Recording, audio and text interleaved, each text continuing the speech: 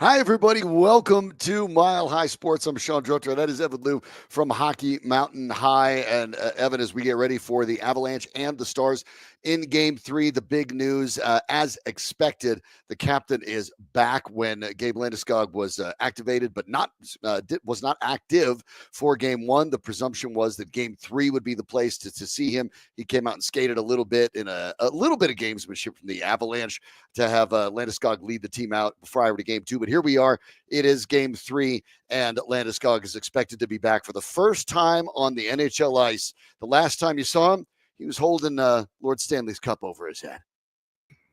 Yeah, that he was. And man, I mean, you think obviously it's important, in this game, of course, where you're tied 1-1, you could have come home with a 2-0 series lead. But it's also just important for Gabe Landeskog as a human. You think about the human aspect, what he's been through the last 3 years, going through this recovery, this entire what has been 5-year journey with the initial skate cut with Makar. It's just been an incredibly long journey. We've finally gotten a glimpse of what he's kind of been through in the last little while with the documentary and kind of more snippets coming out about him. And it's finally all coming to fruition tonight, which is awesome, awesome, awesome to see. Yeah, very, very exciting, obviously, for Landeskog, the person, and also for the Colorado Avalanche. But this has been a long road. I mean, obviously, when he had to deal with the skate cut from Cale Makar and then the surgery, which is experimental is a bit strong, but not common for athletes. Obviously, the kind of surgery he had was some cartilage replacement. It's not for everybody, but people who have had it, it is generally more to get to return to a normal sort of life, not necessarily compete at the highest level of sport. And so being able to do this and get back to this in any capacity, especially at the age of 32, is extremely impressive for Landeskog. And obviously, the journey's been long. Evan, you wrote a really good story about it over on Hockey Mountain High, and we also reprinted that over at Mile High Sports, chronologing the entire experience here. Then an arduous return for Gabe Landeskog. But when you look at what he'll be for the Avalanche, the idea of having him activated again, thanks to one of the loopholes in the CBA, and there's been a little bit of consternation about that in the national media, even though Vegas has used it, Tampa Bay's used it. It's a normal thing. You have a beef with it, take it up for the next CBA. But the Avalanche can get Landeskog back. It doesn't impact the salary cap when it's postseason. And now they have a chance to get their captain at minimum back in the room. He's been around the team. He has had an opportunity to talk to the team, but it's very, very different to be around it and then to be actually in the room with the sweater on, even as a healthy scratch, which we saw in the first 2 games. Getting him back with the guys and then getting, as Landeskog described to Jared Bednar, in the groove was an important part of this process too. Yeah, absolutely. I think that's sort of the caveat to all of this, is that we still don't really know what he'll do. We still don't really know what he'll bring to the ice. I think I'll preface with this. I highly, highly doubt we will see the same Gabe Landeskog that we saw in Game 6 in 2022. That just seems unreasonable. This is, like you said, experimental. No hockey player has ever come back from the surgery and played. So I would expect him to kind of take his time. It'll probably take a few shifts to get into the motion of things again, kind of like he did with the Eagles in his conditioning stint in those few games, and probably keep on growing over time. But the big difference is that the AHL level is very different from the NHL level, let alone AHL regular season game, where the opponent doesn't really have much to play for, versus a Stanley Cup playoff series where you're tied 1-1 in a pivotal Game 3. So definitely just have to be wary of that. Like, keep your expectations low for him. But like you said, big leader on and off the ice. Yeah, and we'd say that if he was never injured. The difference between being 29 years old and 32 years old is real, especially in athletic terms. And so given the injuries, the expectation is he's not going to be that guy. But it doesn't mean that he can't be immensely helpful. Look, 60, 70% of Gabe Landeskog as to what he was during that Stanley Cup run is still massively valuable. You're talking about a guy that was on the trajectory for a borderline Hall of Fame career, certainly one of the best Avalanche players in history. And now, he's back on the ice, and even if he's not quite what he was before, he still gives the Avs something that they don't have a lot of. Now, the Avs did a great job in the season when they overturned so much of the roster, trading both goalies, going and changing things up and down the roster, including changing the size, especially up the middle. But at the beginning of the season, you really had only 2 guys on the roster, and Arturi Lehkonen was hurt for part of it, and Valeri Nichushkin was suspended. That were net front types, guys that could stand up near the middle, get ready for the tips, and even in Lehkonen's case, it's more skill than size. Valeri Nichushkin was at the beginning of the season, at least beginning he was active, about the only guy that you could count on to be a net front presence and score that way. Now, Landeskog, who's made his career doing that, returns. You've added Brock Nelson. You've added Charlie Coyle. Now this team added a lot of guys that are 6'2", 6'3", 200-plus pounds. The Avalanche are now a big team, not a team that gets pushed around. And for a team that throughout its history has been more of a skating, speed, and skill team, this is a change. And Landeskog, at the very least, still brings that size, still brings that ability to be in front of the net, still brings that ability to tip the puck. And in a Stanley Cup playoff game where those pretty tic-tac-toe goals don't happen very often, they're the ugly, greasy goals that happen when Arturi Lehkonen falls backwards and it ricochets off his skates. That's how you score in the playoffs. So adding Landeskog back, even if he's not the guy that everyone expects, he's still immensely valuable, even if it's on the third line or the second team power play. Absolutely, 100%. And he's not the only lineup change that we have tonight either. So the official line rushes do have Landeskog on that third line with Charlie Coyle and Yoel Kiviranta. Decent line, I would say. You're obviously missing Ross Colton still, but that was kind of known at that point. And you also get Sam Malinsky that comes in on the blue line for Erik Johnson tonight, which I like because I think Malinsky's kind of been the better defender, all season long, really. Honestly, Erik Johnson's barely played. I get that you want to have the veteran leadership there with Erik Johnson. He's been through this before. He's part of the 2022 Cup winning team, one of the few members that's still a part of this team now. But I still think that Malinsky's will at least bring a little bit of a different style, something different that the Dallas Stars haven't seen yet. And like you said, getting ugly, greasy goals will help the Avalanche. It's how they won game one with that Lehkonen goal and just kind of fighting through it. And that's how they did it. They looked like they were going to do it in game two with Logan O'Connor's crazy goal, but it didn't quite work out. That kind of took their foot off the gas. So you really just need to get your foot on the gas, be on top of it, use the energy of this crowd, because, I mean, the crowd, even when Landeskog went up for warmups, like absolutely berserk in Ball Arena. That's one of the times where I wish I wasn't in New York and back in Colorado for this, but you have to feed off of that energy, use your captain, even if he's not going to have like the most impactful game on the ice. You have to win this game. There's no way that the Avalanche can let this one go. It does feel like it kind of, it's not technically a must win. The Avalanche would still be in a good position, but it feels like, you're not going to have that kind of energy, that kind of emotion. And it's important to harness it. And we'll talk about guys like Logan O'Connor as well in this pregame, who's been phenomenal, 2 points in each of the first two games. It is about more than Gabe Landeskog, but it is okay after 3 seasons without him to take a moment and appreciate the captain. Landeskog himself had an opportunity on the Colorado Avalanche's Twitter account to give a message to fans on his drive into the arena. I knew all along it wasn't going to be easy. I just didn't know how hard exactly it was going to be. As an athlete, you're used to working hard. You're used to pushing yourself, pushing the limits physically, but mentally and emotionally, that was the hard part. In hockey, we always talk about not getting too high, not getting too low. This is your life. Your health is all you got. I dreamed of this, envisioned this, and thought about this for a long time. Just kind of what we always say. It's like, take a hit, give a hit, get involved somehow, and you're into it. I've always had a very strong connection to this organization and to this fan base and to the city and the people of Colorado. The loyalty that they've shown to me and the patience they've shown and the support that I keep getting from everybody throughout the organization, from the Kroenke family to our staff and people in the room, people in the arena, to anybody. It's just been, this would have been really hard if I didn't have that. The hardest thing of being injured is just, you feel like an outsider, you don't feel like you belong in the team, you don't feel like you're a part of it. Every single guy that's walked through our locker room the last 3 years have always made me feel welcome. But sitting there in street clothes, I'm not very comfortable doing it. That has always felt forced, and that's hard. And now I get back into that room, and I'll have my jersey on tonight, so I'm excited to be a part of the guys and see if we can take care of this Dallas Stars team. Hey, Avs faithful, it's Gabe here. Just wanted to shoot you guys a quick message. Thank you guys for all the support over the last few years. and I'll see you tonight.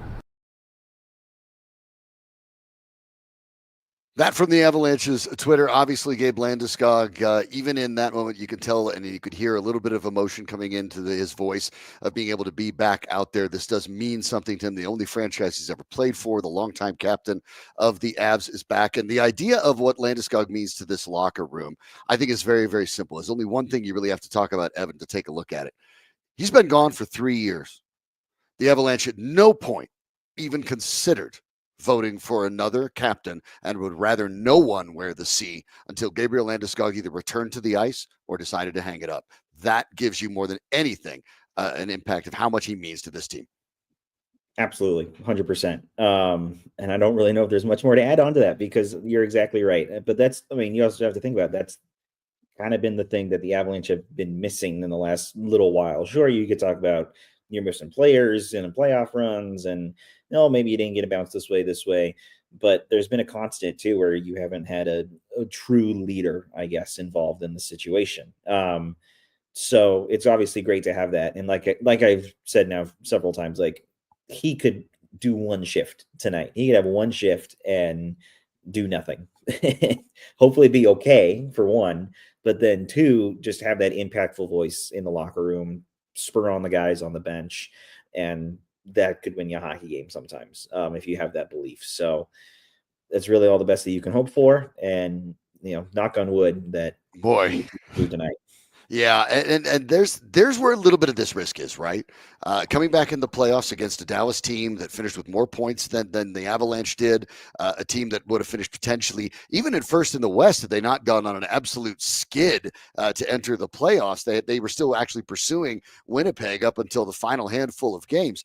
And this is a physical Dallas team, a team that is led by a coach in Peter DeBoer that has knocked the Avalanche out of the playoffs, not once, not twice, but 3 times with 3 different teams. So we know that DeBoer coach teams do very well against the Avs. And the idea of Landeskog not being able to play all that much, I get it. You do want to limit his shifts. But he's got to be out there, because if he's not, if you're going to play him and he's not out there the whole time, somebody else has to double shift to make up for it. And if you end up in a long game like we saw in game 2, that's a problem. So there is a bit of a risk in this. The potential reward is, I think, worth it. But yeah, we'd be remiss if we didn't talk about this and say, oh, it's just an amazing celebration. No, there is a real risk and a real concern. We are in kind of uncharted territory for the Avalanche. And while I don't think this would necessarily bite them in the backside, there is an outside chance that if he's not being able to be effective, or if the stamina is not there and somebody else has to pick up some of that load, that the Avalanche could be vulnerable tonight. Yeah, I think you just have to be cautious with it. That's really about it. Like I said, he's probably going to take his time. It'll take a few shifts to kind of get back in the rhythm of things at an NHL level, of course, let alone in an NHL Stanley Cup playoff game, so it'll take some time. The hope is that it will continue to grow throughout the game. You'll see him be involved in more of the board battles. You'll see him throwing the body a little bit more. You'll hope that he's able to take a few more hits than he might have done in the NHL, or in the AHL, excuse me. So you just have to hope that it keeps on growing, keeps on feeling better, all those sorts of things. I feel like if he's able to do a back-to-back in the AHL like he did, I would hope that he gets through this game as well. So you just have to be careful with it. Just be cautious and keep the momentum rolling throughout the entire game. Use the energy of the bench, the crowd, all those sorts of things. Like I said earlier, just keep on using those buzzwords that I'm saying, and it'll work.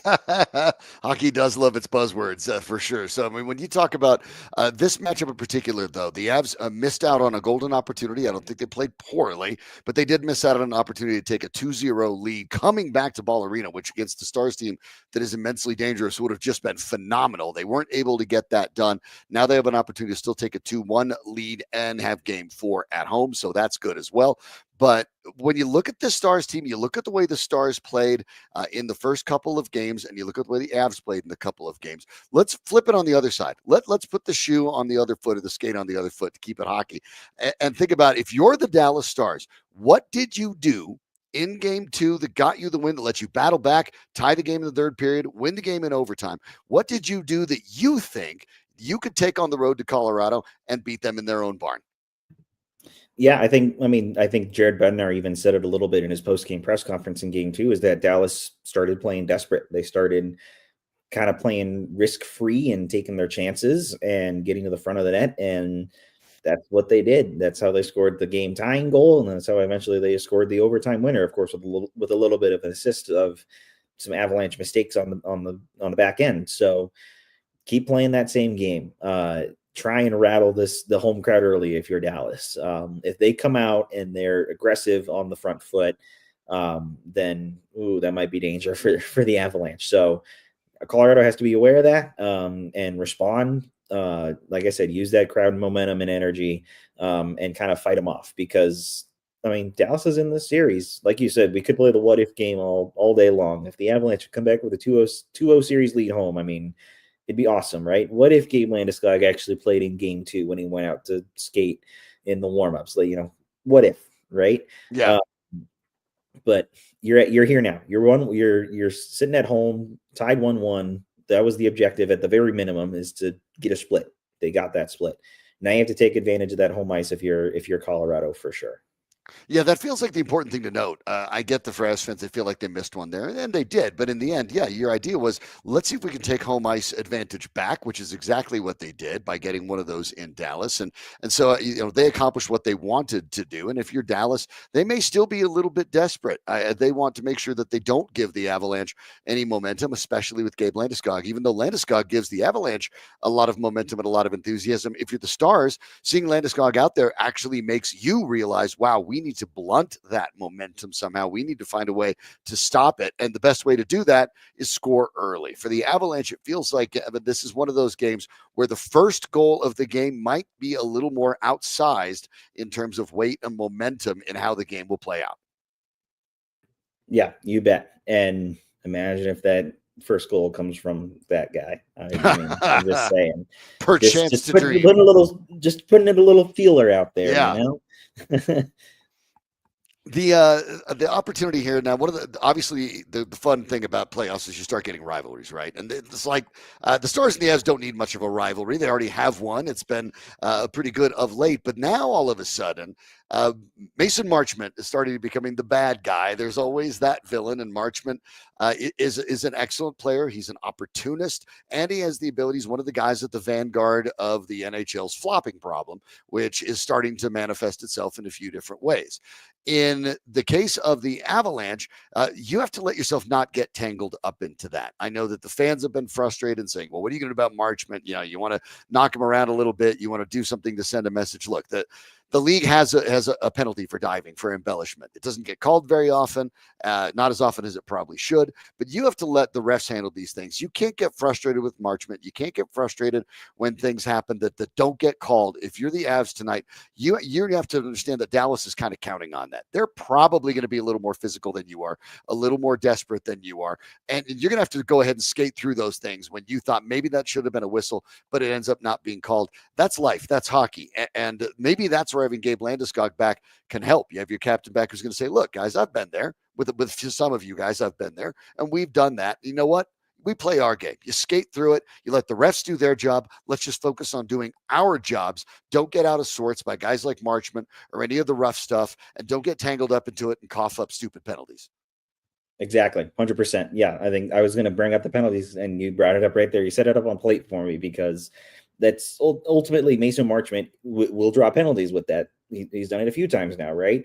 Play your game. Don't feed into the antics, all those sorts of things. And it's not just Mason Marchment. I think he's kind of been a sore thumb, I guess you could say, in this series, but you still have an Av killer on the other side with Jamie Benn. He's always caused problems for the Avalanche for the last little while. Obviously has to be aware of him. Matt Duchene, of course, Mikko Rantanen. This is Mikko Rantanen's first playoff, at least home game back. He's been through at least one regular season game, but that might have been nice and fun, for him back then, just to kind of get that off his chest. But maybe playing in the playoffs back in Ball Arena, that might shake some nerves a little bit. Maybe make him play a little differently, a little more feisty, perhaps. So you just have to be on top of it. Really, that's all. And especially now in this situation, tied 1-1, you have a big game 3 and 4 coming up here, and you have a Dallas defender who's looking to come back from injury, Miro Heiskanen, who traveled with the team. He's not playing tonight, but he theoretically could be in game 4 for all we know. So If you get a 2-1 lead, then great. But if you fall behind here and then you have Miro Heiskanen maybe coming back soon, that adds even more problems for Colorado and trying to get through the defense of the Dallas Stars, which they had no problem doing the first game. The second game was a little more challenging, but from here on out, you got to take your chances, especially with how risky it is just with everyone else on the other side of the bench. Yeah, and obviously a very good goaltender in Jake Ottinger, who's not exactly easy to beat. And you're right, bringing up Heiskanen, because Heiskanen is on the trip. You don't think the Stars bring him unless they think there's a chance he can play on the trip. He hasn't been able to have that conditioning stint or anything like that. They'd have to just drop him in cold. But we're talking about a guy that's a Norris caliber defenseman, a puck-moving guy who's an outstanding defensive player as well. As a matter of fact, his absence has really hurt Dallas. I mean, ever since he got knocked out at the tail end of January, their shot attempts have dropped. Their shots allowed have gone up. The penalty kill has gotten significantly worse. He really is one of the guys that makes this team go. Jason Robertson's their leading goal scorer. He is out as well. He didn't make the trip. So the Stars clearly feel that, all right, he's not going to be able to play in the games in Colorado. But they brought Heiskanen, so they think there's a possibility. And that part is intriguing to me. For one of the things that the Avalanche, I think, their bad habit, and it's been a bad habit for a long time. It's getting better, I think, with some of the new additions like Brock Nelson, like Charlie Coyle, Jack Drury. Some of these guys are a little less of a fancy player, right? The Avs, who are so talented with their skating and their passing and their shooting, can sometimes fall in love with their own ability. And in the regular season, you can do that. In the postseason, that's a risk. What I'd like to see the Avs do is not only start actually getting more shots on goal than the Stars. They're getting more shots, but they haven't really been getting more shots through. I'd like to see more shots on the goal, because if you look at the goals that have been scored, they haven't been of the highlight reel variety for the most part, right? You've gotten a little lucky. You've gotten a couple things that are kind of ugly. For the Avs, I want Nathan McKinnon. I want Cale Makar. I want these skilled top-tier guys to go out there and just throw it on the net, make Ottinger stop it, chase it, get the rebound, get the ugly goals. If the Avs are worried too much about making the pretty pass and trying to go ahead and go tape to tape, that's playing right into the Stars' hands. I think the Avs have to simplify, drive to the net, and get your nose dirty, try to get a rebound. Exactly. And I think that's kind of why you brought in some of this depth, right? Was to do, play that sort of style more. Up until last game, Charlie Coyle had an 8-game point streak. Was doing really, really well, right? Granted, there were other guys out of lineup, especially towards the end of the regular season. But I mean, you get a third line center who's 8-game point streak, pretty good. I'll take that, right? But I think really the big question is getting that second line going, because like you said, Brock Nelson, that's been some trouble so far. Like you said, 100%. Valerie Nichushkin is been quiet so far, which is kind of crazy to say because he's a big X factor in this Avalanche lineup, especially going up against, again, his former team, the Dallas Stars. And then you look on the other wing too, you kind of have a mix of Jonathan Drouin, Arturi Lehkonen. Do you move Drouin back up to Nathan McKinnon's top line? See the Halifax, connection there again? Do you have Lehkonen go back down to the second line and maybe try and draw something up there? Maybe even tonight, if Landeskog is feeling good, do you try and test him up on that second line? That also seems like a possibility as well. So lots of different options now for the Avalanche, but they really have to get the depth going, because I think that's going to be the difference in this series, is whose depth can be better. Yeah, and the Avalanche obviously trades, especially right down the middle with Coyle and Nelson and Drury, got a lot bigger and a lot more skilled in the faceoff game, which is a big part of this as well. A lot of the advanced metrics talk about puck possession, and some of the old school people look at it and think it's not that big a deal. Look, it's a big deal, and I'll go as old school as you can go. By and large, unless things you get a little lucky, it's hard to score unless you're possessing the puck. So the Avalanche's ability to go ahead and do better in the faceoff circle. Goodness, Coyle, you brought him up. Coyle went 16-4 in the last game, 75% win in the faceoff circle. The Avs have now gone from a team that is almost always negative in the faceoff percentage. Now they're positive, and that's one of the things, especially at home with last change. You get the opportunity to match those lines the way you want. The Avs need to get that cooking as well. Yeah, 100%. And I guess I should preface with this now.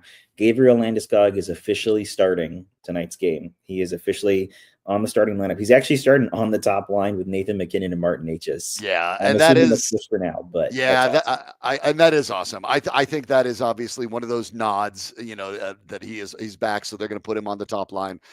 None of us really suspect that he will play there the entire game because obviously you need to get a little more rhythm, and you don't want Landeskog's minutes to jump into the minutes that McKinnon and company have. But yeah, a nice move by Jared Bednar, a nice opportunity to celebrate the captain and for the Avalanche, an opportunity to do that as well. Look, we know the puck drop is coming up pretty quickly. We know that if you're watching the broadcast, that there's going to be a little bit of a show for Gabriel Landeskog as well. There should be. We don't want you to have the opportunity to miss that, so we're going to make sure that we step aside. You have an opportunity to take a look at that. But Evan, your final thoughts on tonight's game? Yeah, I'm really looking forward to it. It's a late one for me out here, but I'm looking forward to it. It's going to be a great time. This is obviously one of those moments that people are going to remember. You're going to remember where you were when Gabe Landeskog returned to the ice. You're going to remember, hopefully, where you were when the Avalanche come out with a great performance. They need all the help they can up and down the lineup, including Landeskog if they need it. And really just have to overpower the Stars tonight on home ice. And I think we're going to see that tonight. Yeah, congratulations to Gabe Landeskog. It has been a long journey, well-deserved. The opportunity to be back on the ice tonight and get that standing ovation that he absolutely deserves from the Avalanche fans. Can't wait to be able to see it. And you're right. Everyone will remember it, but you'll remember it even more fondly if it comes with a win. So we hope for that for the Avalanche more than anything. We are going to step aside, let you enjoy the game. Evan, thank you so much. Make sure everyone check out Hockey Mountain High. We're so proud to have that as part of the Mile High Sports family, and it was so great for you. I know it's a late night for you already, so thanks for the opportunity to sit in and break down the game with me. Thank you very much. Thanks for having me. All right, everyone. Avalanche fans, get ready. The captain is back. Game 3 in just a couple of moments. Thank you for joining us. I'll be back at it tomorrow on Mile High Sports Today. For all of us here at Mile High Sports, thanks so much for watching, and go Avalanche. With millions of page views every year, ColoradoPreps.com is the #1 source for the high school sports community to keep up with the latest news and scores. From football and volleyball to basketball and softball, ColoradoPreps.com provides a year-round hub for coaches, friends, and family to stay connected to their favorite schools and athletes, and keep an eye on their rivals. Covering high school sports from the peaks to the plains, you always get the latest at ColoradoPreps.com.